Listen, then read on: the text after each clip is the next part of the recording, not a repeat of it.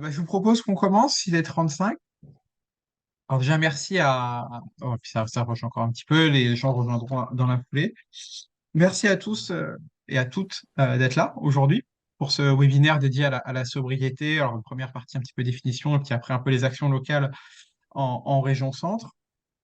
Alors, ce webinaire, il fait écho en fait à la création du groupe de travail sobriété qui a été lancé au sein de FNE Centre Val de Loire, porté par moi en tant que salarié et piloté par Philippe Bourlet qui est avec nous aussi. Ce groupe de travail en fait a vocation à, à accompagner, enfin à proposer en tout cas un contenu avec un plaidoyer qu'on va porter au sein de la fédération pour idéalement accompagner les collectivités, notamment sur comment être plus sobre et respecter les accords de Paris, notamment quand on pense à la neutralité carbone et aux objectifs d'ici 2050. Durant ce webinaire, on va essayer de définir un petit peu ce qu'est la sobriété, on pourrait presque dire les sobriétés, parce qu'il y en a plusieurs, mais en tout cas la sobriété en général. Euh, et puis après, on parlera un petit peu de ce qui se passe en région avec nos deux intervenants. Donc, on a Michel Dubromel, qui est copilote du réseau énergie, ancien président de FNE, qui a fait ses 3 ans de mandat et qui est issu de FNE Bourgogne-Franche-Comté, si je ne me trompe pas. Et on sera rejoint, il y a Jérémy qui nous rejoint à l'instant, qui fera la deuxième partie. Alors là, je suis obligé de prendre une anti-sèche pour savoir tout son portefeuille, qui est deuxième vice-président délégué au climat, aux transformations écologiques et sociales des politiques publiques, à la transition énergétique, à l'économie sociale et solidaire et à la vie associative au Conseil régional Centre-Val de Loire. C'est un grand titre, beaucoup de choses, qui nous fera la deuxième partie sur la partie un peu plus région et ce qui se passe en région quand il est question de sobriété. Donc voilà sur la partie un petit peu programme. Donc ce webinaire, il est enregistré. Il aura vocation à être diffusé sur YouTube a posteriori. Les slides aussi qui seront présentés, l'idée c'est de les rendre disponibles aussi, qui vous seront envoyés du coup par mail et qui vous seront envoyés par mail et qui seront disponibles au téléchargement sur notre site web.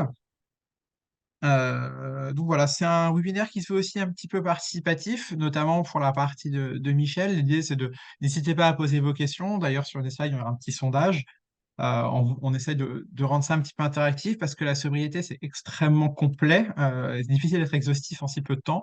Donc l'intérêt, c'est aussi de répondre directement à vos interrogations à travers des questions-réponses. Et puis, pour être finalement beaucoup plus dans le concret que d'envoyer des grandes définitions qui finalement englobent beaucoup de choses. Maintenant, on ne peut pas tout couvrir en un si peu de temps.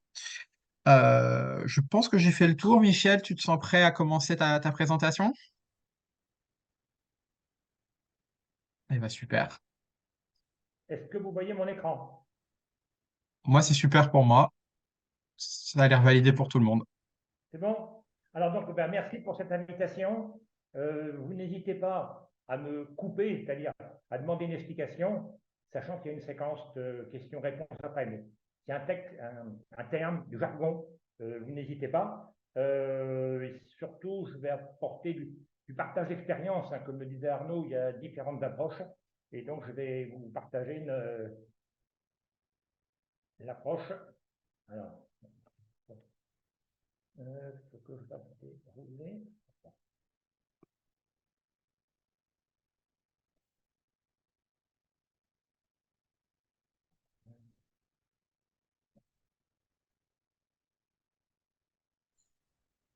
Je suis désolé.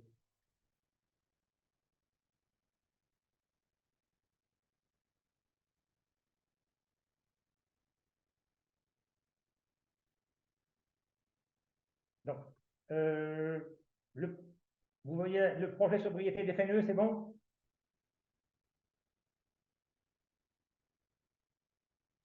Donc, C'était tout bon. pardon, m'excuse. Donc, le FNE, avant d'en parler aux autres, nous avons fait un travail interne, c'est-à-dire ben, il y a eu vraiment une réflexion interne impliquant les différentes équipes salariées bénévoles. Et en fait, la sobriété est vraiment un élément fondamental, structurant de notre plan stratégique. Vous pouvez y avoir accès, mais surtout pour vous montrer que ce n'est pas un projet parmi d'autres, il est vraiment au cœur de l'ensemble de notre démarche. Alors, curieusement, l'actualité a remis ce sujet à l'ordre du jour. Souvenez-vous, il y a quelques années, un président de la République qui rigolait des Amish qui appliquaient la sobriété, qui ne voyaient pas comment ils pouvaient l'appliquer. Et un an après, la même personne, suite à la guerre en Ukraine, qui suggérait aux Français d'économiser leur énergie et d'être beaucoup plus sobres dans leur consommation électrique. Euh, Curieusement, l'actualité, malheureusement, a apporté des épisodes de sécheresse. Euh, Même gouvernement a fait injonction au préfet d'appliquer des politiques de sobriété. Je pense que aussi bien votre région que le Jura où je me trouve y a participé. Donc c'est assez curieux que l'actualité a remis ce sujet, comme le disait Arnaud, pas un sujet facile, au cœur de nombreux discours gouvernementaux. Alors qu'ils y croient ou pas, ce n'est pas mon souci, mais en fait, maintenant, on a un gouvernement qui parle de sobriété. Alors, il y a toujours un phénomène de représentation. On se représente la mobilité, on se représente les économies d'énergie. Et donc, nous vous proposons un petit jeu, mais vous allez y répondre justement comme on vous suggère. Euh, Quand on vous dit sobriété, vous avez quatre images. Une image qui représente, la mobilité. Une deuxième image, pas par hasard, ce sont les Amish qui circulent sur une autoroute aux États-Unis. En 3, vous avez une urbanisation dans un milieu de verdure. Et en 4, je me permets de l'expliquer, c'est un repair café, un endroit où on répare des outils, des instruments et autres. Donc, question de représentation, alors, il n'y a pas de bonne réponse, mais c'est pour avoir un petit peu une idée de la façon dont vous percevez la sobriété. Et Arnaud décernera les bons points à la fin de la présentation. Michel, je ne sais pas si tu vois le sondage à la volée. Donc, j'ai posé la question entre 1, 2, 3 et 4 et ça se partage pour l'instant entre Voilà. 1 et 4 en grande. Attendez, bon, on verra les éléments, mais Ah, euh, il y a un petit on 3 qui est passe à la suite. apparu, mais voilà. Voilà. C'est bon, je peux passer à la suite. C'est le 4 qui gagne pour l'instant. Le 4 qui gagne. Bon, voilà. Bon, donc, on y reviendra après. Vous verrez par rapport à cela les différentes possibilités.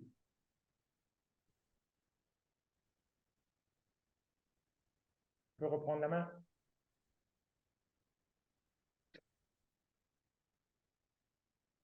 Toujours entre 1 et 4.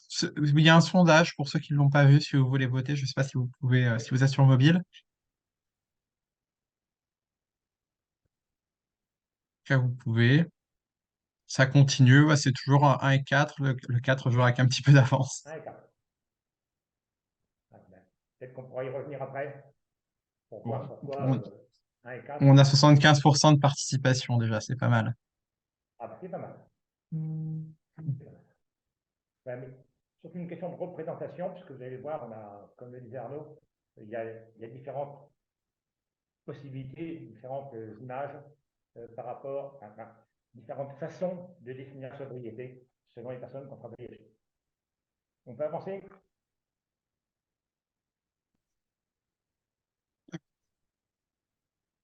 Bon, je pense que c'est 4 qui gagnent. Alors, le 4 qui gagne. Alors, on y reviendra après.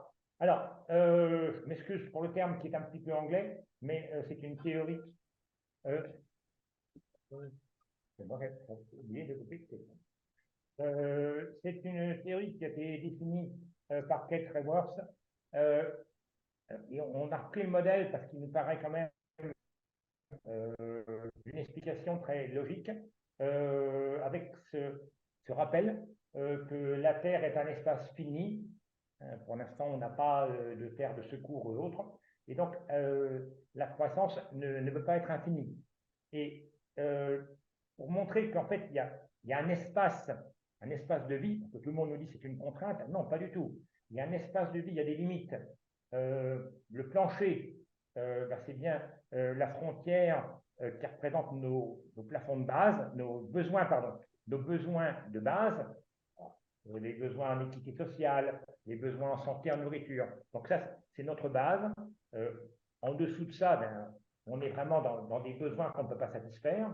Et Et le plafond, ben, ça symbolise un petit peu la préservation de l'environnement. Donc, il y a une limite, on a de la marge, on n'est pas contraint en permanence, mais il faut naviguer entre ces deux frontières, entre ces deux limites. Toujours beaucoup de personnes disent oui, mais la sobriété, c'est des interdits. Non, ce n'est pas des interdits, c'est justement rester dans ces limites entre nos besoins vitaux, dont on a besoin, et ben, ne pas enfreindre le plafond environnemental. Donc voilà l'explication sont représentées par un dessin qui a été préparé. Donc on retrouve ici, alors c'est une des définitions, comme vous verrez, il y en a plusieurs, c'est l'espace sûr dans lequel on peut évoluer en satisfaisant nos besoins sans dépasser les limites planétaires, quelques-unes de ces limites, voire les dérèglements climatiques sont assez régulièrement dépassés actuellement. C'est pour montrer qu'on a des limites minimales, maximales. Alors, j'ai cité les définitions de l'association Négawatt. Pourquoi? Parce que Négawatt a été un des leaders en France, c'est une association qui s'est engagée dans cette démarche de réduction des consommations superflues. Alors, pourquoi je cite Négawatt? C'est parce qu'il y a 2 ou 3 ans, aussi bien l'ADEME que Réseau Transport Électricité s'est livré à un exercice de scénario énergétique, mais ceci, en fait, était la suite des travaux depuis au moins 20 ans de Négawatt, qui étaient les premiers à dire commençons par appliquer la sobriété avant de faire des modèles énergétiques. Et donc, eux envisagent les 4 leviers, parce qu'on va les revoir après, cette partie de sobriété structurelle, donc notre organisation de l'espace, dimensionnelle, avoir les outils et les équipements à la dimension dont on a besoin, l'usage, utilisé comme il faut, et ne pas oublier cette partie de convivialité, qui est aussi un élément de vivre ensemble et de plancher social qui nous semble important. Alors, ce sont 2 définitions, comme on va voir sur d'autres éléments, il y en a d'autres, il y a la définition du GIEC et autres, mais je donne, et c'est notre partage d'expérience, 2 des pistes sur lesquelles nous avons travaillé. Alors, un écueil, ce n'est pas pour être absolu, mais il ne faut pas confondre sobriété avec efficacité. L'efficacité, c'est déjà une étape importante pour une réduction de consommation. Bon, je prends l'exemple de l'éclairage public. Si dans tout l'éclairage public, on remplace des ampoules à incandescence par des LED, c'est de l'efficacité. Par contre, s'il y a une coupure nocturne, comme de nombreuses communes le font, là, c'est vraiment la sobriété. De la même façon, consommation de territoire, on peut s'arranger pour qu'une autoroute prenne moins d'emprise. Ça, c'est l'efficacité. La sobriété, c'est de ne pas faire d'autoroute.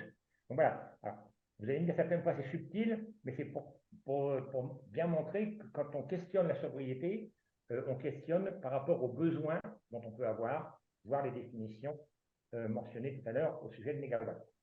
Alors, aller dans l'auto-limitation, c'est là que je faisais référence aussi aux différents interdits et autres, c'est qu'en fait, on se rend compte que nous sommes dans un état d'ébriété permanent, c'est-à-dire que nous surconsommons dans différents domaines. Donc, consommation qui nous semble raisonnable, on appelle ça la sobriété. Mais en fait, comme pour certaines boissons, l'ébriété, c'est consommer plus que ce qui est disponible.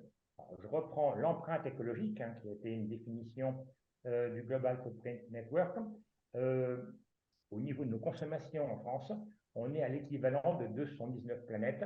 Pour l'instant, il n'y a pas encore de planète de secours. Ça, c'est l'empreinte, en fait, définition de l'empreinte écologique. Au niveau de l'empreinte carbone, petite référence à l'accord de Paris, et rappeler que l'empreinte carbone de chaque Français, qui est actuellement de 10 tonnes d'équivalent CO2, devrait passer, pour être à équilibre, pour ne pas augmenter de plus d'1,5 degré, devrait être amené à 2 tonnes d'équivalent CO2. Vous mesurez le chemin à parcourir. Autre élément, puisque je ferai aussi référence à l'empreinte matière, dans l'Union européenne, 20% des ressources consommées sont importées. Ça veut dire qu'elles ne viennent pas de notre territoire. Pour faire référence à une seule planète, voilà, notre territoire, on utilise 20% de ressources qui viennent d'autres territoires. Alors, le point important, bien que je m'occupe d'énergie, et on est rendu compte dans notre démarche sobriété au niveau des FNE, c'est qu'en fait, ça s'applique à tous les domaines. Je parlerai un petit peu d'énergie, mais il y a des domaines dans lesquels il y a une démarche sobriété qui est en cours ou qui est prévue. Par exemple, utilisons au mieux nos territoires et arrêtons d'artificialiser nos sols. C'est l'objectif de zéro artificialisation nette à l'horizon 2050, avec les problèmes que ça pose, parce que nous n'avions pas ces objectifs jusqu'à présent, voir les zones d'activité, voir les zones pavillonnaires. Mais on voit très bien que cet objectif était vraiment un objectif de sobriété, c'est-à-dire d'arrêter de consommer du territoire. De la même façon, au niveau agriculture, l'agroécologie est beaucoup moins gourmande en besoin de ressources. On peut parler de l'eau, et évidemment, l'agroécologie se dispense de pesticides. Donc, c'est une réduction des intrants et des besoins pour avoir la même production. Alors, on l'a abordé tout à l'heure, la sobriété des usages de l'eau. Malheureusement, il y avait un rappel à l'ordre assez important à l'été 2022. Et c'est important de dire que le gouvernement a vraiment, pour mettre en place cette alerte sécheresse, parlé de sobriété. C'est devenu quand même maintenant un élément de référence. Sobriété numérique, quand on voit les changements de génération permanents au niveau des équipements, on a vraiment besoin, a-t-on besoin de serveurs qui sont de plus en plus gros, alors qu'on peut avoir des échanges comme ceux qu'on a actuellement. Donc, cette sobriété numérique est aussi une piste de réflexion. Et je l'ai mentionné en haut, la sobriété, là, ce sont des thématiques sur lesquelles il est intéressant d'avoir une réflexion, qui sont des thématiques qui concernent l'ensemble du corps social. C'est sûr que les gestes individuels peuvent y contribuer. Par exemple, éteindre une lampe et une ampoule. Exemple, consommer moins de territoire. Mais donc, cette sobriété, cette contribution individuelle ne peut pas dépasser les 10 ou 20% de l'ensemble du chemin que nous avons à parcourir. Alors, quelques pistes de réflexion.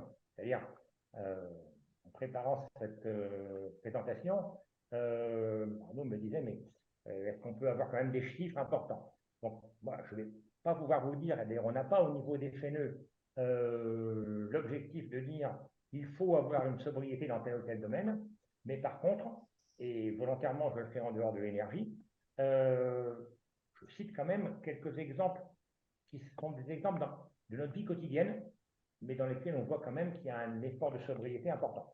Je prends la filière textile. D'abord, je ne suis pas expert dans le domaine, et surtout parce que ça m'a surpris. C'est quand même le 4e secteur le plus polluant au niveau européen. Quand on prend le bilan, puisque le textile a quand même pas mal d'impact pour toute sa production, ça représente 10% des émissions de CO2 au niveau mondial. C'est quand même un poste dont on peut tenir compte. Et l'autre élément, qui est la fameuse répercussion de la stratégie de fast fashion, où il faut fabriquer des nouveaux vêtements tous les jours, c'est qu'en fait, la moitié des vêtements provenant de cette fast fashion sont jetés au bout d'un an. Parce qu'au niveau du gaspillage, je prends cet exemple parce que c'est tellement habituel maintenant qu'on parle de cette mode qui évolue en permanence, l'impact est quand même important. J'ai parlé rapidement de l'éclairage public tout à l'heure. Là, j'ai repris des chiffres, alors qui viennent aussi bien de l'ADEME, qui sont des chiffres officiels. Entre 1992 et 2012, le nombre de points lumineux a augmenté de 89%. Je ne pense pas que nos agglomérations aient augmenté de 89%. Je ne pense pas que les problèmes de sécurité aient été résolus, les problèmes d'accidentologie. Est-ce que vraiment on avait besoin d'augmenter nos points lumineux de 89%? Alors, là où on rejoint quand même des arguments économiques, c'est que cette énergie représente quand même 41% des consommations des collectivités territoriales, étude qui a été réalisée par l'ADEME. Ce qui explique quand même que quelques collectivités actuellement font la démarche de couper les éclairages publics la nuit. Alors, des chiffres, je dirais, un peu plus classiques, mais qu'il ne faut quand même pas oublier, qui sont liés par exemple au modèle agro-industriel de l'alimentation. Un yaourt à la fraise, alors, on parle de yaourt à la fraise qui va rentrer dans des productions de grandes surfaces et de grands monopoles de l'agroalimentaire. Le calcul a été fait, je peux vous dire qu'il a été revalidé par l'ADEME. Il fait à peu près 9000 km entre son lieu de production. On va être surpris de trouver, par exemple, du lait qui vient de la Grèce, une feuille plastique qui vient de Pologne ou d'Autriche, pour que ceci soit reconditionné parfois en Espagne ou au Portugal. Non, mais je peux vous dire que j'ai suivi le dossier. Pour se retrouver sur son lieu de consommation, 9000 km, imaginez l'impact que ça peut avoir. Donc, c'est quand même aussi un point important quand on parle d'acheter local. Certaines fois, on nous dit, mais vous préférez acheter bio ou acheter local? Acheter local, on achète directement à un producteur, ça peut faire certaines fois une économie de 9000 km. Autre élément suggéré tout à l'heure, mais là, je reprends le chiffre, le numérique, le secteur du numérique, environ 4% des émissions globales, comparé à l'aviation civile, qui ne représente, quand on se plaint, que 2%. Donc, quand même, là aussi, c'est un point, c'est l'inflation et la fuite en avant par rapport au débit qu'on veut augmenter en permanence. Donc, c'est uniquement des éclairages. Vous trouverez sur le site de l'ADEME ou autre des consommations d'énergie liées au transport et autres, mais j'ai préféré prendre des exemples de la consommation quotidienne pour se rendre compte que dans les gestes quotidiens, tout aussi simple que d'acheter des vêtements ou d'acheter un yaourt en grande surface, l'impact caché en quelque sorte, mais qui est quand même conséquent. Donc, je rappelle quand même que ce dossier, il est suivi par notre chef de projet et sobriété, qui n'est pas disponible aujourd'hui. Donc, pour toute demande de renseignements de précision par rapport aux chiffres ou autres chiffres, voilà le contact de Adeline Matien, chef de projet sur ce dossier, qui travaille directement en relation avec le plan stratégique. Et je suppose que ceci génère quelques questions.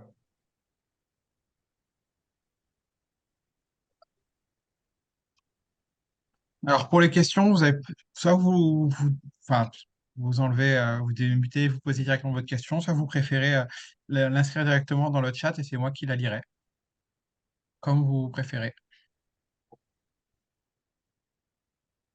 Parce que moi, j'en ai des questions si jamais je dois faire le relais des questions ou des remarques. Tu peux laisser ta dernière slide. Tu peux remettre la slide de contact, Michel, comme ça, si jamais les gens n'ont pas eu le temps de réécrire. Oui, Anne-Marie, si tu veux poser ta question. Ouais, c'est pas une question, mais c'est une petite remarque là, sur le dernier point concernant la comparaison entre le numérique et l'aviation civile.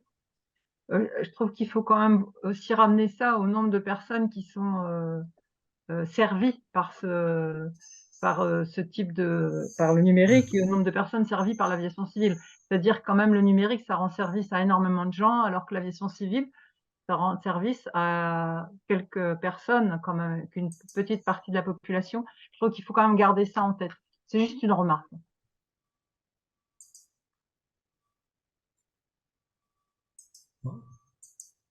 Oui, moi justement, je rebondis sur la thématique du numérique.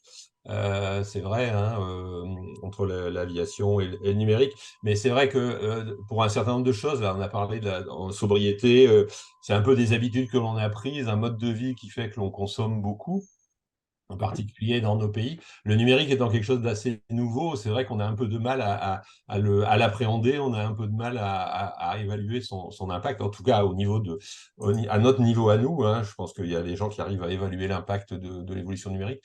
Mais justement, c'est quelque chose qui est en train de se développer et que l'on pousse énormément. Et donc, ne faudrait-il pas justement sur ces sujets-là, qui sont des sujets nouveaux et que l'on pressent comme étant très importants pour l'avenir en termes de consommation d'énergie, voilà, comment on peut, disons, essayer d'éviter en effet une surconsommation dans ce domaine-là, quoi. Oui, si je pouvais ajouter quelque chose. Ah, Oui, bien sûr. bonjour.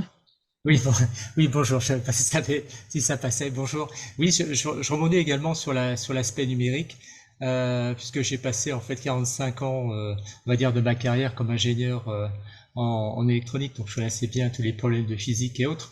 Moi, quand j'ai démarré, on avait des modems à 2400 mots. On n'avait pas de vidéo. Et donc, bah, on arrivait à envoyer en fait des petits messages par des messageries très très très simples. Actuellement, effectivement, si on arrive à se parler et surtout à se voir, c'est un gros consommateur en fait. Actuellement, là, on fait une grosse consommation en fait de débit internet. Je voulais juste en fait simplement rajouter une chose. Je pense que dans le numérique, il y a des choses qui sont utiles et il y a des choses qui sont superflues. Et je pense que ce qui est important en fait, c'est tout ce superflu.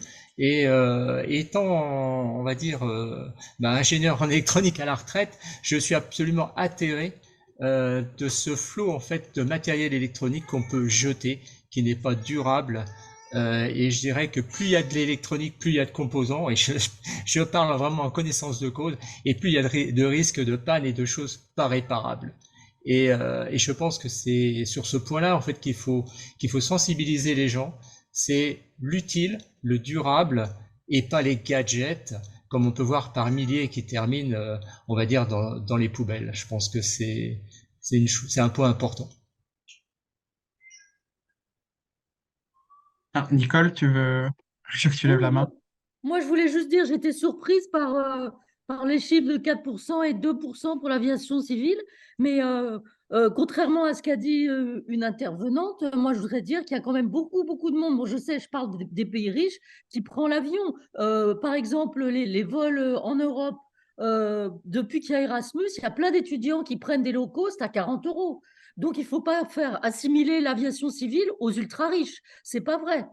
Il y a beaucoup de vols, d'ailleurs, je le regrette, hein, moi je préfère prendre le train, mais il y a beaucoup de vols à moins de 100 euros en Europe qui sont à la portée des étudiants et de beaucoup de monde. Donc le problème, ça, c'est savoir pourquoi c'est moins cher l'avion que le train sur ces distances-là. Tu veux répondre, Michel, à ça? Écoutez, moi, je n'ai pas de jugement de valeur. euh, et je Comment? partage une. Mais non, oui. Alors quoi, pour l'avion, je peux vous dire tout simplement, hein, l'avion, ce sont des subventions qui permettent à ces compagnies d'équilibrer leur élément. Et je rappelle quand même que contrairement à ce que nous faisons quand nous consommons à la pompe, depuis 1941, le kérosène est exempté de taxes. Donc c'est quand même, ça rejoint ce que disait Nicole, quoi. C'est quand même absolument, je vais dire, quand même absurde que certains modes de transport, il n'y a pas de jugement de valeur pour moi, mais ne payent pas les taxes, donc l'impact environnemental. Et je peux vous dire qu'on n'est pas. C'est un des plaidoyers pratiquement de toutes les ONG, mais il y a une résistance importante. Alors, je vais dire que je peux comprendre, j'étais pas né, qu'en 1941, on ait favorisé les échanges, mais il me semble quand même que depuis 70 ans, les conditions ont changé. Donc pourquoi maintenir un kérosène totalement détaxé aujourd'hui? Voilà.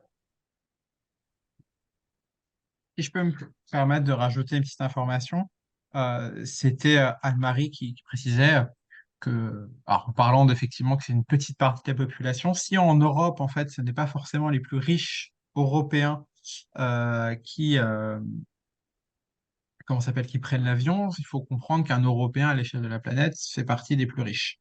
Oui, bien C'est sûr. là où ça rejoint un petit peu la théorie du donut que présentait Michel au début, où en fait, l'empreinte carbone d'un Français n'est pas du tout la même d'un celle d'un, comment ça s'appelle, d'un Nigérian ou Mm. même d'un Chinois. On dit toujours oui, la Chine pollue, mais bon, l'impact d'un Chinois est quand même nettement plus faible qu'un Français. C'est vrai que c'est compliqué, il faut tout remettre un petit peu en perspective, et je pense, que c'était ce point-là. En plus, effectivement, des problèmes de fiscalité liée aux moyens de transport. Je me permets d'envoyer la question de Simon, qui était sobriété, pouvoir politique. Quels sont les leviers de la FNE, enfin la France Nature Centre Loire, pour infléchir la courbe de la consommation? La décroissance est-elle la bonne piste? Michel, décroissance, ça te parle? Ah oui, oui, donc le terme décroissance fait très peur, mais en fait, puisque c'est un des éléments qu'on surveille, il est de plus en plus présent dans les médias et dans la presse. Euh, Nous, ce qu'on souhaite surtout, et ça rejoint les commentaires de tout à l'heure, peut-on consommer autrement? Quand on présente le donut, c'est pas faire abstraction du plancher social et de tout cela. Je rappelle quand même, c'est un chiffre que je n'ai pas donné, mais que en France actuellement, il y a 40% de la population qui n'a pas besoin de changer de modèle de consommation parce qu'ils sont déjà au niveau du plancher social. Donc, c'est pour ça qu'on est très prudent par rapport au terme de décroissance, parce que c'est les 1% ou certains 10% les plus gros consommateurs qui ont l'impact le plus important. On rejoint ce que tu disais tout à l'heure. Des personnes sont au niveau du plancher social. Donc oui, ceux-là, ils n'ont pas besoin de baisser, de décroître, ils sont déjà pratiquement dans le rouge. Et je reprends aussi la suite. Nous avons aussi notre rôle de tête de réseau dans les plaidoyers que nous portons au niveau des politiques, je parle au niveau des politiques, que ce soit aujourd'hui par rapport aux collectivités, FNE beaucoup plus au niveau gouvernemental, c'est de faire des plaidoyers, de faire des propositions quand nous contribuons au projet de loi qui vont en faveur d'une meilleure sobriété. Je me méfie, j'en suis adepte personnellement de la décroissance, parce que le terme est souvent mal vu, parce qu'il y a des personnes qui sont déjà au plancher social, ceux-là, ils n'ont pas besoin de se serrer la ceinture. C'est les 1% les plus gros consommateurs qui doivent se serrer la ceinture. Donc, je prends l'exemple le plus flagrant. Pour nous, la mesure de baisse des taxes sur le carburant l'an passé, c'était une mesure antisociale, parce que ce sont les plus gros consommateurs qui en ont profité. Donc, on préfère, c'est notre plaidoyer, on préfère qu'il y ait un chèque énergie pour ceux qui en ont besoin, pour les gros rouleurs, et proposé nous paraît cohérent, tandis qu'une baisse du carburant pour tout le monde, c'est les plus gros rouleurs, sont ceux qui ont des voitures de 2 tonnes qui en profitent. Voilà un exemple concret des plaidoyers que nous portons en disant ne faites pas ce type de démarche, nous sommes en faveur d'une démarche de sobriété. Tu pointes quelque chose de très, très important dans la question de sobriété, c'est la justice sociale, effectivement, et tout le mouvement des Gilets jaunes qui s'est relevé de principe un petit peu de pollueur-payeur, qui se veut quelque chose de très sobre dans l'absolu, mais qui, étant socialement injuste, a eu les conséquences qu'on a pu voir. Oui, Est-ce que Oui, pardon, vas-y, je t'en prie. non, mais surtout, je pense, le problème de la taxe qui a été proposée à l'époque n'était pas redistributive. Des pays comme la Suède ont une taxe carbone très élevée, mais avec une très forte redistribution. C'est ça, le problème, il est là. S'il y a une taxe, et il n'y a pas eu de problème d'acceptabilité de la taxe en Suède, parce qu'ils ont mis en place la redistribution avant de mettre en place cette taxe carbone. Est-ce que ça répond à ta question, Simon? Ouais. Super. Est-ce qu'il y a d'autres remarques ou d'autres questions sur sujet un peu sobre, enfin, sur les sujets qu'on vient de voir? Si tout est OK, je vais passer la main à Jérémy. Alors, je vais essayer de redire tout son titre, si ça te ça te dérange pas. Donc, il est deuxième vice-président délégué au climat, aux transformations écologiques et sociales des politiques publiques, à la transition énergétique, à l'économie sociale et solidaire, à la vie associative au Conseil régional Centre-Val de Loire. J'ai rien oublié? Non, non, tu as rien oublié. Super. Bonsoir à tous et à toutes. Est-ce que vous m'entendez bien? Vous avez un bon Super. son? Ça passe très bien? Ok.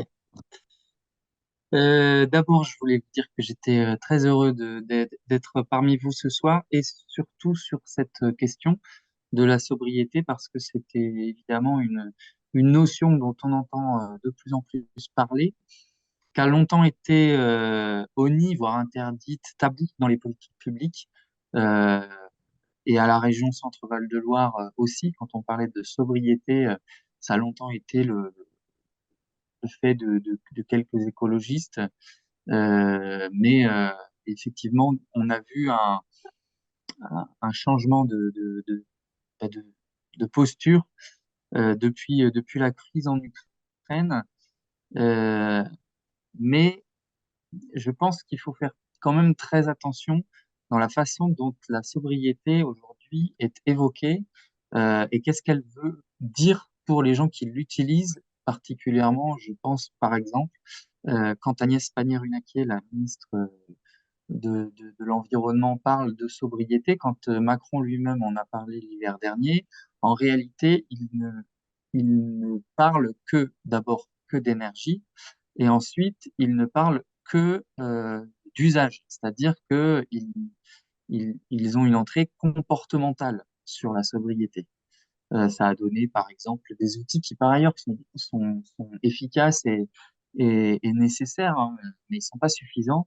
Des outils comme EcoWatt, EcoGaz, etc., qu'on a vu se développer, qui ont permis, effectivement, dans l'hiver dernier, de, de baisser les consommations, donc de passer notamment les périodes critiques. Mais je pense qu'il y a un grand enjeu désormais de d'entrer dans la pièce. C'est-à-dire que la porte est ouverte pour parler de sobriété, mais il faut maintenant en parler dans des bons termes et il faut faire en sorte que ce soit une définition beaucoup plus systémique et une sobriété heureuse en fait qui soit racontée. Voilà. C'était un peu un propos introductif que je voulais faire là-dessus et notamment l'idée qui a déjà été qui a déjà été développé hein, par l'intervention précédente. Hein, mais en gros, l'idée, c'est qu'il faut passer d'une société de gaspillage, y compris des ressources, pas simplement de l'énergie, à une société qui est plus sobre. Et derrière, ça renvoie évidemment à la question de la justice sociale.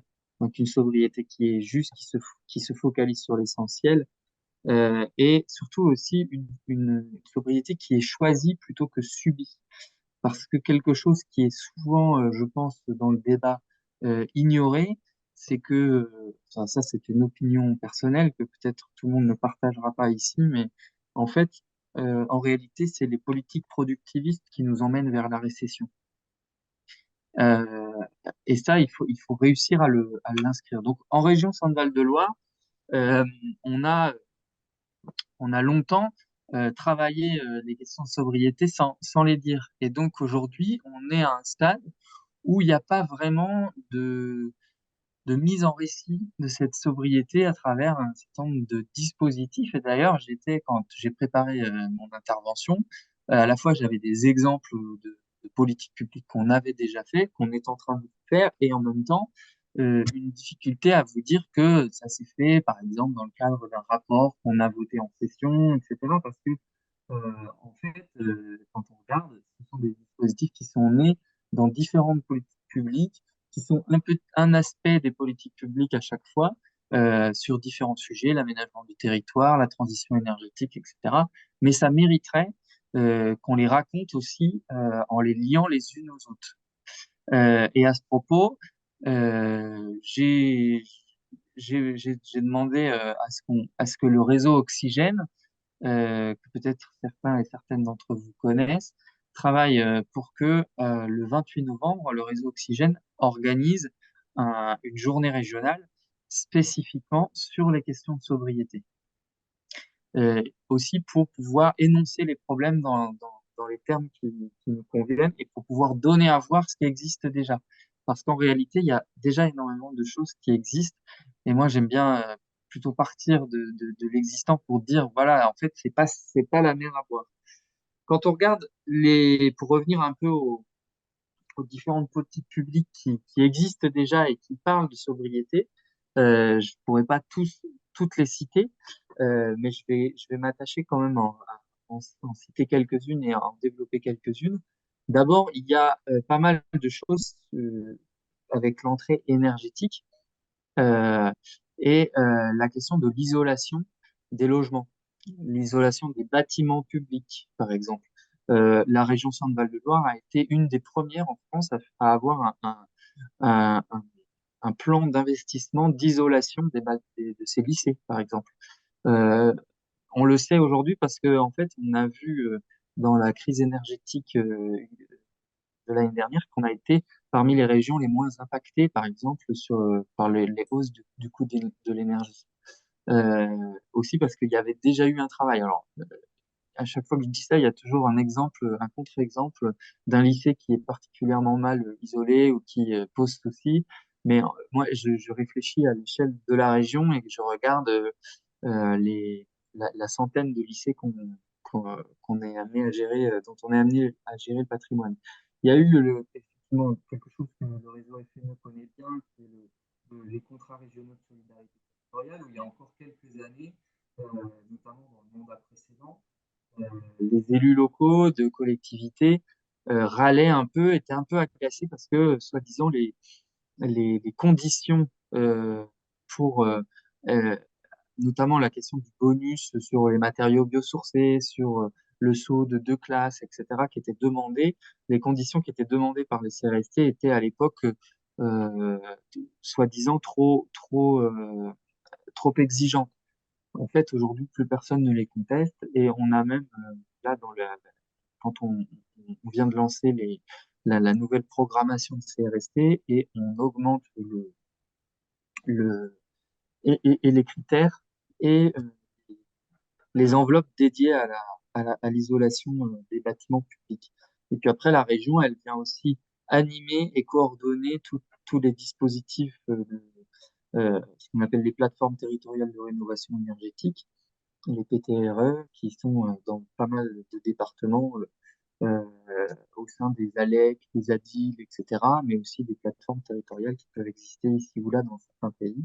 Donc nous, en fait, la région, elle a développé, en fait, elle a été à l'initiative du développement de ces PTRE et de ces guichets euh, depuis quelques années. Et aujourd'hui, elle en assume la coordination. Voilà, donc ça, c'est un peu ce qui a existé. Il y a eu aussi des choses sur l'économie circulaire et les déchets.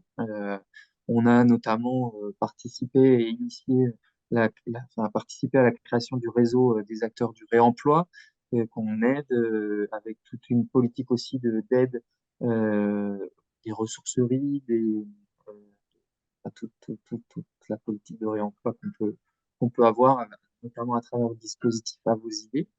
Et puis, il y a eu, dans le cadre de la COP régionale, une coalition d'associations qui a réfléchi spécifiquement sur les questions de sobriété, qu'on a accompagné et qui, là, est en train de qui nous a proposé de continuer avec un plan d'action sur 3 ans et qu'on va désormais euh, continuer d'accompagner dans des actions, notamment de sensibilisation euh, dans le milieu associatif ou dans le cadre du dernier rapport qu'on a voté sur le développement de la vie associative, il y avait une mesure spécifique sur cultiver la culture de la sobriété dans les associations.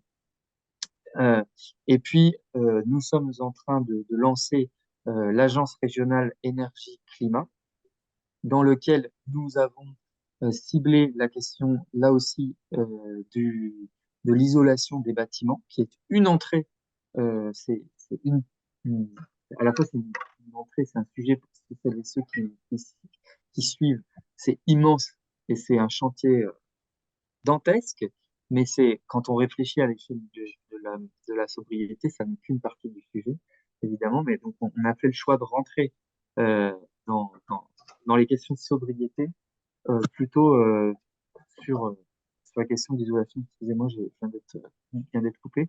Et enfin, je voulais terminer euh, en vous parlant du projet Life Let's Go for Climate, qui, de mon point de vue, est assez exemplaire et qui est inédit à l'échelle européenne, où la région Centre-Val de Loire a initié ce projet aujourd'hui en partenariat avec pas mal de structures, dont l'ADEME, dont Énergie Partagée, etc. Et en fait, on accompagne 18 territoires en région dans la constitution. Ah, je vois que Raphaël est ici, c'est très bien. Je viens de voir le lien que tu as mis dans la discussion. Donc, on accompagne 18 territoires dans la constitution de ce qu'on appelle les communautés locales de l'énergie, où on mobilise à chaque fois des citoyens, des citoyennes à l'échelle d'un territoire de vie, plutôt les communautés de communes, pour, euh, pour essayer d'initier des projets sur les questions énergétiques. Et on se rend compte dans les 6 premiers territoires qui ont fait la démarche l'année dernière, que dans la trentaine de projets qui ont été initiés à travers ce dispositif, il y en a 6 qui concernent la production d'énergie renouvelable à proprement parler. Et en fait, donc il y en a 25 à peu près qui concernent des questions de sobriété, de réduction de consommation d'énergie et qui viennent toucher à la fois les questions d'alimentation, de déplacement, d'éclairage public, de réparation, etc., les repair cafés, etc., et tout ça. Voilà, donc euh, vous voyez qu'il y a pas mal de choses qui ont déjà eu lieu, qui existent déjà et qui méritent aujourd'hui qu'on les raconte dans une histoire qui installe la sobriété dans un format beaucoup plus systémique que le fait, que le font aujourd'hui, par exemple, le gouvernement, mais pas que la plupart des acteurs qui travaillent sur l'énergie. Je voulais juste, bah non, c'est bon. Je pense que j'ai terminé. Peut-être avez-vous des questions ou des remarques.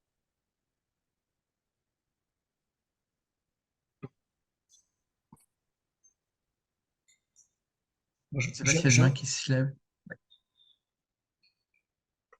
Je ne sais pas qui parlait, mais allez-y. oui, bonjour Jérémy. J'ai juste une petite remarque. Je pense que quand on parle sobriété, il y a un des points qui doit être abordé, c'est, on va dire, une fonction de base qui est l'alimentation. Et je voudrais savoir, dans le Centre Val-de-Loire, notamment, par exemple, dans tout ce qui est cantine scolaire, est-ce qu'il y a est-ce qu'il y a des démarches, par exemple, de cantines qui sont associées à des producteurs locaux et bio? Est-ce qu'il y a de plus en plus de vrais cuisiniers et pas de personnes qui décongèlent et qui prennent voilà des légumes et les ovoproduits en bidon et ainsi de suite? Est-ce qu'il y a en fait cette démarche qui est vraiment très importante à mes yeux, qui participe également à l'éducation des jeunes qui vont devenir aussi des parents ensuite et qui seront, on va dire, éduqués à transformer des produits de base plutôt qu'acheter des produits surgelés et transformés? Merci. Oui, effectivement, il y a toute une politique. Alors, c'est pas moi qui est la pilote, c'est plutôt Emmanuelle Girard, la vice-présidente à l'agriculture, et Estelle Cochard, la conseillère déléguée à l'alimentation, qui pilote cet aspect. Euh, Aujourd'hui, pour être honnête, sur la centaine de lycées, il y a quelques lycées qui sont exemplaires, sur lesquels on s'appuie, qui ont déjà largement dépassé les objectifs de la loi dont j'ai oublié le nom, mais qui pose un certain nombre d'objectifs sur les produits locaux et les produits bio.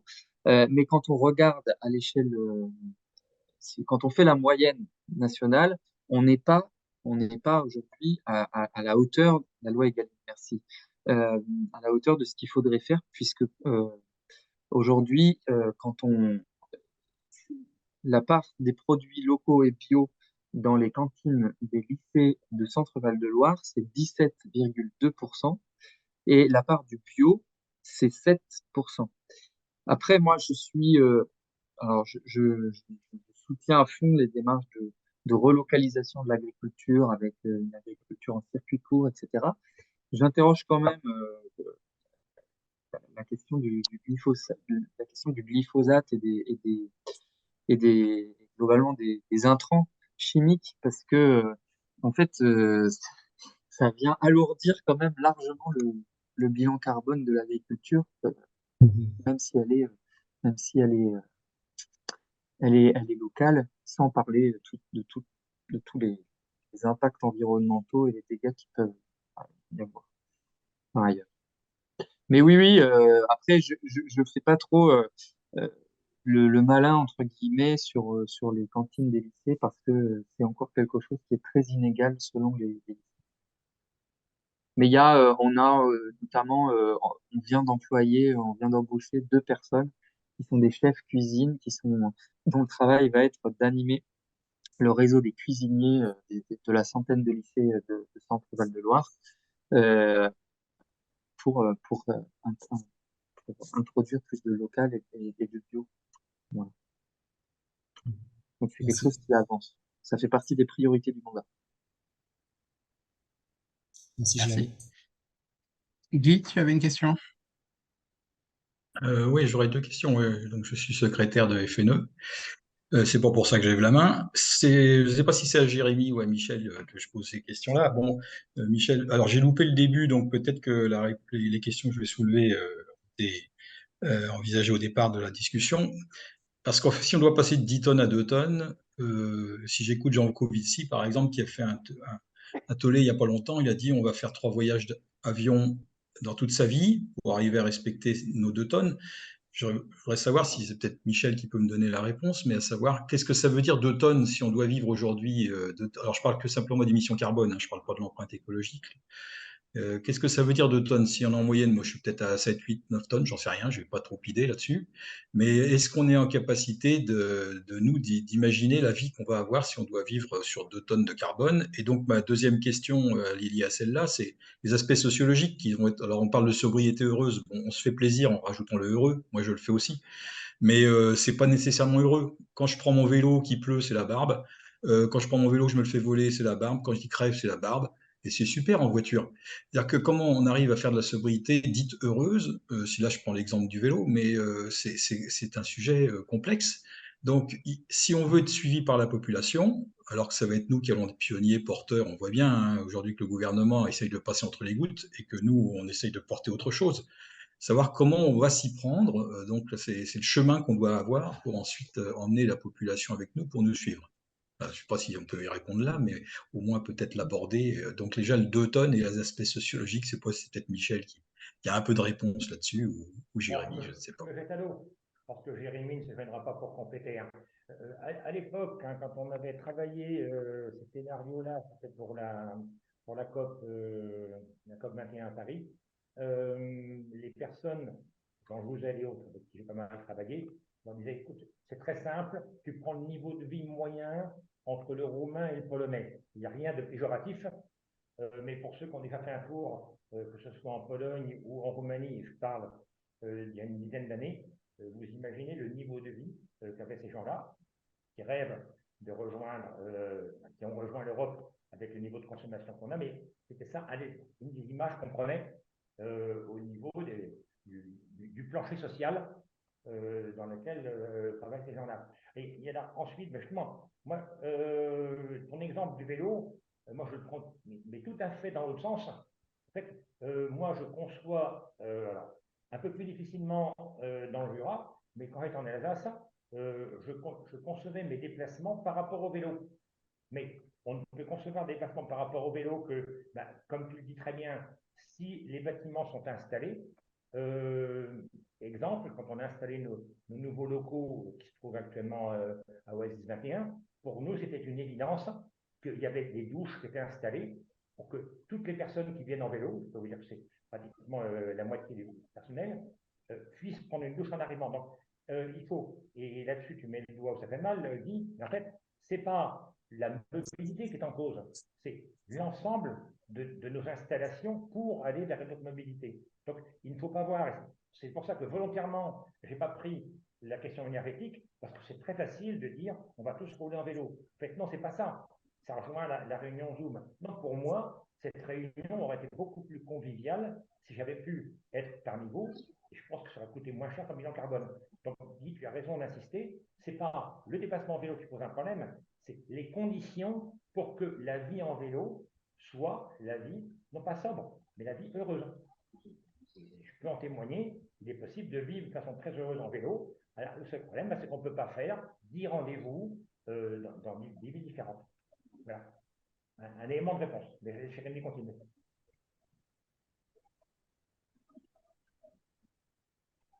On a rapidement perdu Jérémy. Je ne sais pas où il est parti, mais il est revenu. J'avais une question. Tu nous entends? C'est bon? Ouais, t'es revenu. Euh, il y avait la question de Simon, qui a partiellement répondu, Michel, sur la question des aides. Est-ce que les aides sont suffisantes, les aides à la rénovation sont suffisantes au vu du retard pris dû au coût exorbitant des travaux? Ça, c'est une réponse qui est presque à l'échelle étatique, finalement, mais je pense que Jérémy, tu as des choses à dire. Vas-y, Rémi. Oui, excusez-moi, j'ai été coupé, donc j'ai raté deux, trois trucs, je pense. Mais sur la rénovation, Euh, vas-y, Jérémy. La rénovation. oui, Prends la rénovation, Jérémy, parce que vous avez une démarche. oui. Les personnes demandent est-ce que les aides financières sont suffisantes? Alors, il y a plusieurs choses là-dessus. Vas-y. Euh, D'abord, quel type d'aide financière?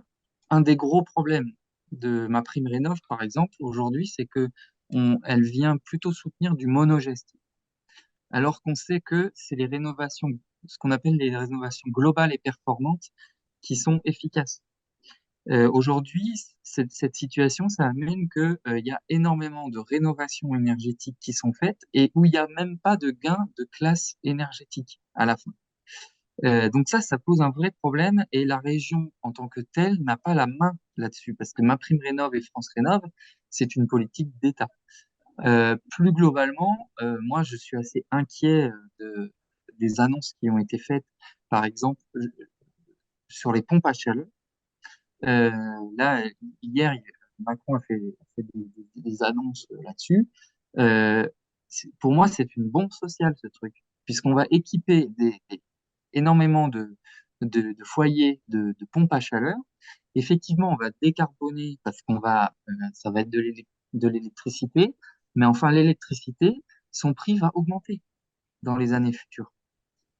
Et donc, si on n'isole pas, c'est une bombe sociale. Voilà. Donc, j'en termine là-dessus et juste sur la question de la hauteur des aides. Il y a qu'est-ce qu'elles viennent, qu'est-ce qu'elles viennent financer, ça c'est un sujet. Et puis après, moi, je pense qu'effectivement, elles ne sont pas à la hauteur. Je ne sais pas si vous avez suivi les revendications d'une organisation comme Dernière Rénovation, qui estime que ça coûte 12 milliards d'euros par an de faire de la rénovation énergétique comme il faudrait le faire. Et donc, on voit bien que, moi, je pense que c'est une politique tellement importante aujourd'hui que ça nécessiterait quelque chose, un dispositif aussi puissant que ce qu'on a pu construire dans l'après-guerre avec la sécurité sociale. Euh, et là, aujourd'hui, moi, je vois pas arriver ça. Donc, la région, donc la mission de la région, c'est de coordonner les points, les guichets, etc., pour permettre que les gens puissent être orientés intelligemment, puissent s'y retrouver. Et c'est déjà pas simple. On a aussi, et j'en ai pas parlé tout à l'heure, créé une société d'économie mixte qui s'appelle la Société d'économie mixte Centre Val de Loire Énergie, où on vient notamment faire des audits de l'assistance à maîtrise d'ouvrage et du financement complémentaire à ce que peut faire le réseau, enfin MaPrimeRénov, notamment sur les questions de rénovation globale et performante. Mais c'est clair que euh, pour moi, c'est une politique d'État qu'il faut sur la rénovation énergétique et que ça se joue pas que à l'échelle régionale. Voilà. Je me permets de rajouter un petit point intéressant, que je trouve pertinent en tout cas sur les aides. L'autre point, encore une fois, qu'on parlait de justice sociale, on a un point avec les aides qui sont aujourd'hui, on va dire, c'est les classes sociales les plus défavorisées qui vivent le plus souvent dans des passoires thermiques. Et dans le cas des aides, il faut avancer les fonds et se faire rembourser. Et très souvent, on est face à des gens qui n'ont pas les moyens d'avancer les fonds et du coup qui ne peuvent pas toucher ces aides-là. Donc ça, en plus, c'est un autre problème, encore une fois. Et là, je rejoins Jérémy sur le côté, bah, c'est une question politique et politique au niveau étatique. Et c'est pour reciter aussi petit peu Jean Covici, enfin, qui a travaillé avec un outil qui s'appelle Carbone 4, qui est un think tank, et qui a fait une étude qui s'appelle Faire sa part, et qui expliquait que 75% des efforts à faire en termes de réduction des gaz à effet de serre, enfin de réduction de l'empreinte carbone et l'empreinte écologique, au moins presque trois quarts en fait, est à faire de manière collective, donc de manière, c'est-à-dire bah, ça va de la ville jusqu'à métropole, département, État, enfin région, État, ça monte comme ça. Donc Mm. c'est une grande partie qui se fait là, et que la partie individuelle est importante, mais elle n'est pas majoritaire. Et juste parce que, Ouais. excusez-moi, je vois qu'il y en a qui lèvent la main, mais c'est parce que j'avais entendu la question de Guy et j'ai pas pu y répondre. je vais pas y répondre de façon exhaustive, mais sa réflexion me faisait sur la question de comment on arrive aux 2 tonnes. On- euh, et c'est aussi une petite critique en creux de Jean Covici et de moi, ce que j'appelle l'approche ingénieur, c'est-à-dire que en fait, ces transformations-là, ça n'est pas qu'une histoire de calcul, de coût carbone, on voit bien que ça vient interroger nos modes de vie, et en réalité, c'est un changement culturel dont il est question. Et donc, et le GIEC commence aussi à dire ça, c'est-à-dire ça fait 30 ans qu'ils ont objectivé les choses avec des études scientifiques, etc., qu'ils les ont vulgarisées, et tutti quanti. Et en fait, aujourd'hui, on bute sur quoi? On bute sur des changements de mode de vie, et donc c'est sur une approche culturelle, je pense, et qu'il faut aussi attaquer le sujet. Voilà. Joël, tu levais la main depuis tout à l'heure. Oui, tout à fait. Moi, je reviens sur l'énergie. Je suis en Eure-et-Loire et nous sommes très en avance, enfin, je dirais beaucoup sur les énergies renouvelables, l'éolien et un peu de photovoltaïque. Et la logique des entreprises d'énergie renouvelable, c'est de la croissance. Vous évoquez la sobriété n'est jamais évoquée. Et la référence, c'est quand même le SRADET, qui a fixé des objectifs en termes d'énergie renouvelable assez importants. Alors, nous, on n'en est pas loin, mais ça va continuer de toute manière. On va dépasser les objectifs. Et alors, je ne connais pas le SRADET par cœur, je me posais la question de savoir s'il y avait aussi un objectif de sobriété dans le SRADET. Ah oui, oui, oui, il est très important puisque donc le SRADET, pour rappel, il a été construit sur le scénario de mégawatt, hein, qui a été régionalisé. Donc c'était dans le mandat précédent et en gros, il est ambitieux. Et d'ailleurs, c'est aussi c'est à la fois une de ses forces, mais aussi une de ses faiblesses, en tout cas de ses limites. Donc pour vous remettre à l'échelle régionale en tête, le SRADET dit qu'il faut diviser par 2 les consommations d'énergie d'ici 2050. Pour être très précis, c'est moins 43%, donc c'est à peine divisé par 2. Mais pour être dans une version vulgarisée, je dis diviser par 2 les consommations énergétiques d'ici 2050. Et faire x5 sur l'énergie euh, l'énergie renouvelable, la production d'énergie renouvelable. Donc il faut qu'en même temps qu'on divise par 2 nos consommations, il faut qu'on multiplie par 5 la production d'énergie renouvelable. Et effectivement, à part l'Eure-et-Loire aujourd'hui, euh, qui notamment sur les objectifs de l'éolien est plutôt bien placé, euh, l'Indre aussi, l'Indre et le Cher ont aussi contribué voilà. Mais sinon, l'Indre et le Cher n'ont pas atteint les objectifs du SRADET quand même, hein. C'est pas, voilà. Mais c'est encore un gros sujet, ouais.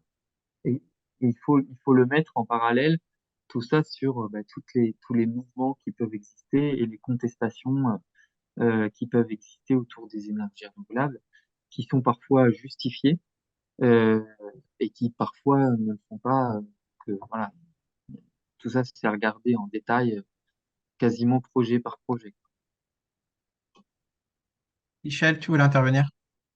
Je rebondis parce que maintenant que Jérémy est là, je rebondis sur la première partie de la question de Guy qui disait est-ce que c'est socialement acceptable?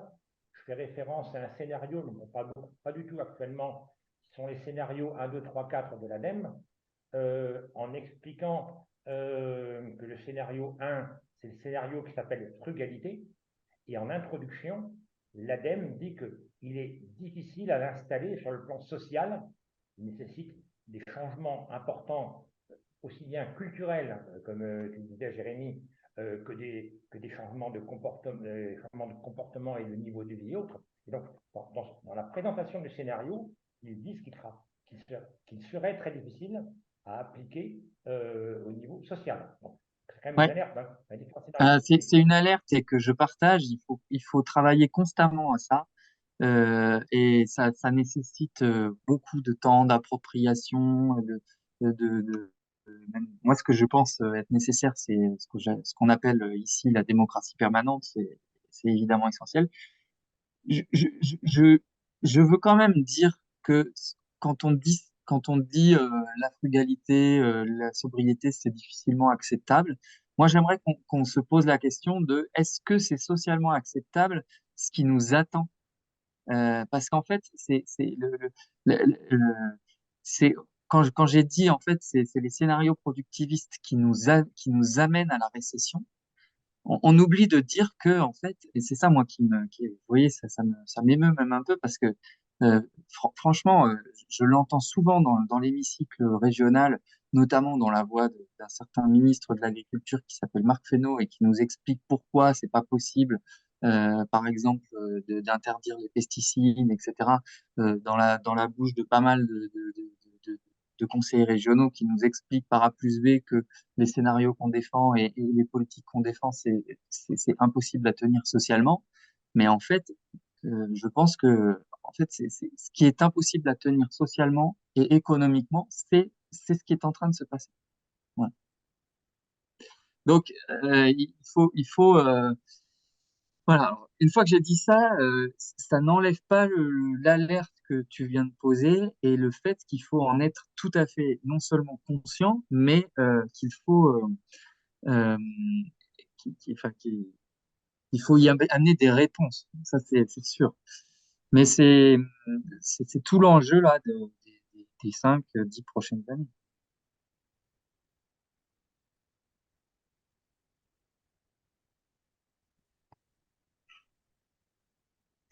Du coup, je peux en profiter aussi pour répondre un petit peu à la question de Guy sur les 2 tonnes.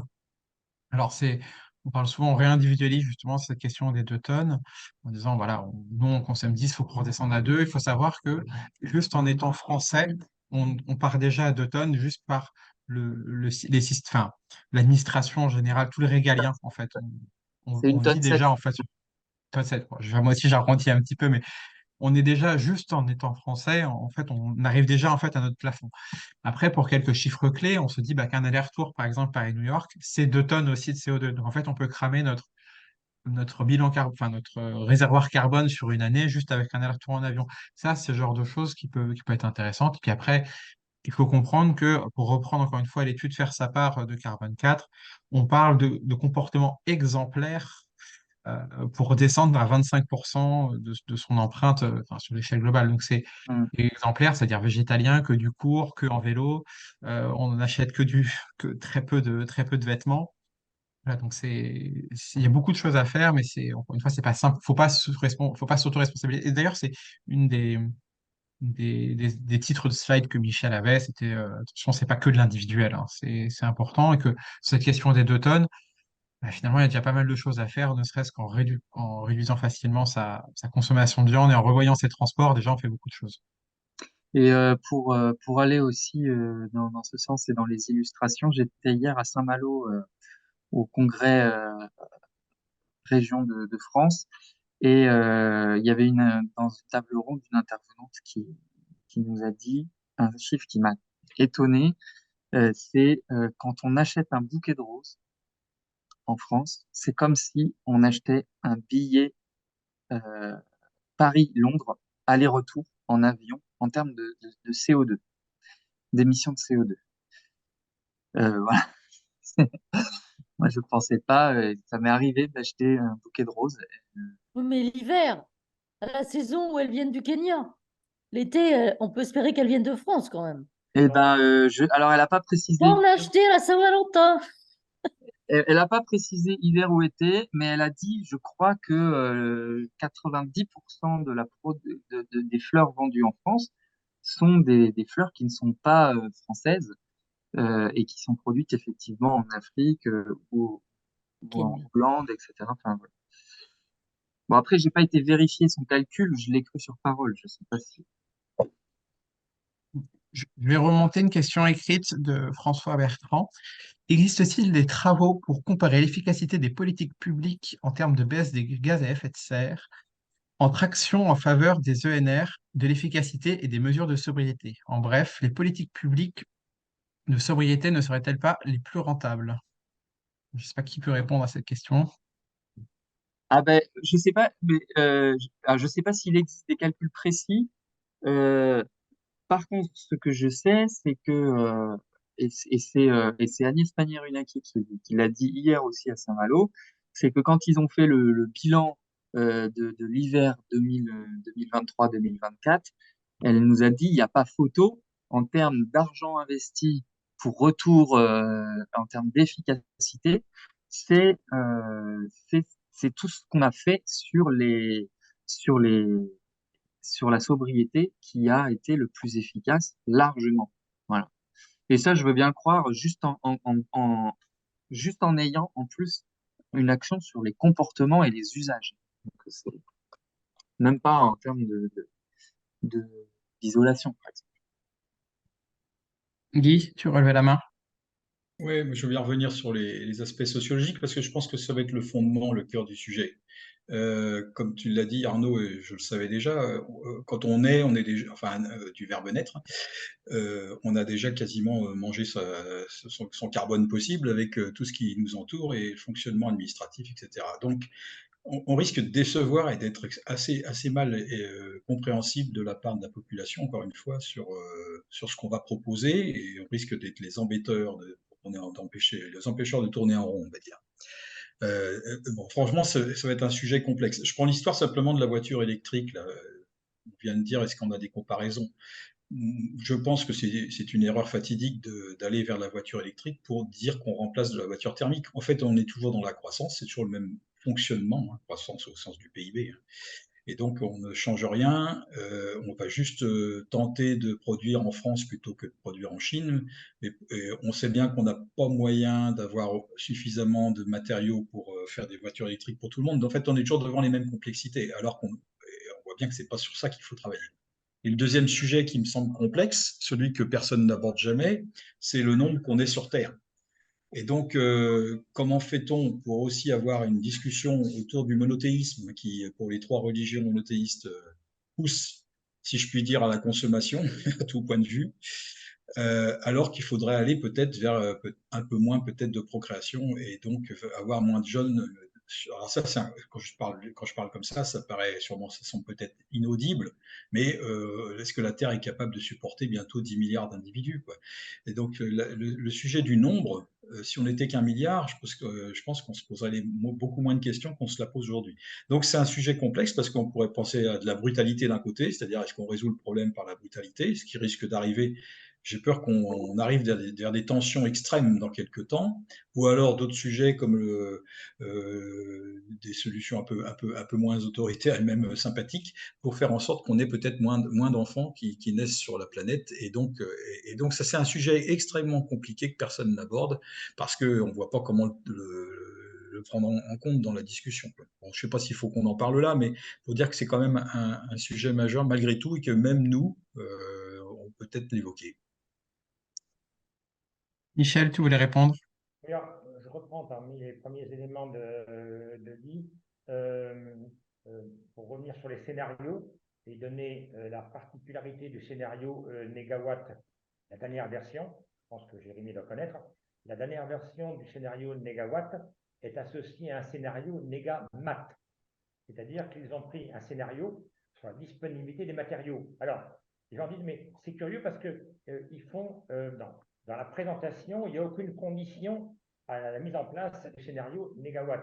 Et si les conditions, elles sont préalables. Le scénario est bâti par rapport aux ressources disponibles. Et je prends l'exemple directement de la voiture électrique. Par principe, alors, je prends uniquement ce cas-là. Donc, ils ont évalué les quantités disponibles au niveau mondial estimées de lithium. On sait très bien pourquoi. Et ils ont dit, la France ne peut prétendre qu'à telle partie du lithium mondial par rapport à sa population. Donc, il n'est pas possible de développer à outrance les véhicules électriques. Donc, le principe même du scénario est bâti sur la sobriété. Quelles sont les ressources dont on a besoin? Pardon, les ressources, je m'excuse, les ressources planétaires. Et c'est sur la base de ces ressources planétaires, il y a quelques surprises. Évidemment, le lithium, c'est la surprise qui ne nous surprend pas du tout, mais d'autres matériaux comme le béton ou le sable disponibles bloquent quelque part. C'est qu'on a eu, j'y ai participé, quelques sueurs froides dans le scénario négawatt, parce qu'on avait du mal à boucler, parce que on se rendait bien compte qu'on dépassait la consommation de la planète. Et donc, on prend l'exemple par rapport à la voiture électrique, d'office, dans l'élaboration du scénario négawatt, d'office, on ne peut pas envisager, pour d'autres raisons de mobilité, mais d'office, l'expansion des véhicules électriques est limitée parce qu'il n'y a pas assez de lithium. Alors, il y a des gens qui vont dire, mais vous avez qu'à en trouver ailleurs. Des explications avec la ministre dont a parlé tout à l'heure Jérémy, qui pense toujours que les réserves sont inépuisables. Ben non, le lithium, pour l'instant, il n'y en a pas plus. Donc voilà un exemple alors, là, c'est une réflexion intellectuelle, mais le principe de dire, parce que les scénarios RTE, dans un moindre sens ADEME, mais scénarios RTE sont bâtis par rapport à la consommation. Et donc, les industriels veulent plus d'électricité, donc on va produire plus. Le scénario négawatt, d'office, par des ressources disponibles et avec des surprises. La partie disponibilité de lithium, on le savait, mais d'autres éléments comme les ressources en sable, ce n'est pas si évident que ça, sont aussi limitées. Donc voilà les éléments de base, je ne reviens pas sur la partie de population, mais des éléments de base de réflexion, c'est-à-dire est-ce qu'on réfléchit par rapport à ce qui est disponible ou est-ce qu'on réfléchit par rapport à la réindustrialisation de la France? Négawatt a inclus la réindustrialisation de la France, non pas sans aucun problème, mais sur la base des ressources disponibles. C'est toujours une réflexion, non pas à l'inverse, mais je suis désolé, de bon sens. Qu'est-ce que j'ai disponible? Eh bien, je vais me développer. Je fais un petit peu un clin d'œil à la décroissance. Je vais me développer, je vais construire mon modèle sur la base des ressources disponibles et non pas la fuite en avant. Oui, ben, j'ai bien entendu parler de ce scénario de Négamat. J'ai croisé l'Institut Négawatt euh, aux Assises européennes de la transition énergétique à Bordeaux. Voilà. Et d'ailleurs, ça me fait penser que ça serait une bonne idée, à l'image de ce qui avait été fait dans la régionalisation du scénario Négawatt dans le mandat précédent. Ça pourrait être intéressant que la région Centre-Val de Loire propose aussi une régionalisation du scénario Négamat, euh, parce que effectivement c'est un sujet, la question des minerais, mais plus globalement des ressources, qui est en train de monter. En gros, l'enjeu n'est pas simplement de décarboner, mais de permettre en fait un- que tout ça, ça tienne à la fin, quoi. Voilà. Et alors sur la pression démographique à dénoncer, Guy, là, je, je- là, je fais partie des gens, tu Faut pas vois, glisser, hein. je suis moi-même dérangé à titre personnel sur ce type d'argument, même si euh, j'en conçois une forme d'intérêt d'un point de vue purement rationnel, mais là, je t'avoue que Bah, on était quand même 1,5 milliard en 1850. ouais.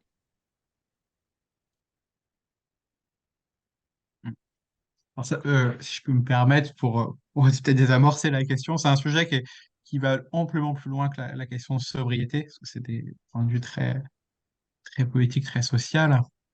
Et comme il reste 5 minutes, ça va me permettre un petit peu de clôturer là-dessus pour vous dire de venir en parler sur le GT Sobriété FNE, d'adhérer à nos associations fédérées, aux 16 associations. Genre, je ne vais pas faire la liste qui sont bien représentées. En tout cas, notre présidente qui est avec nous, qui est Nicole.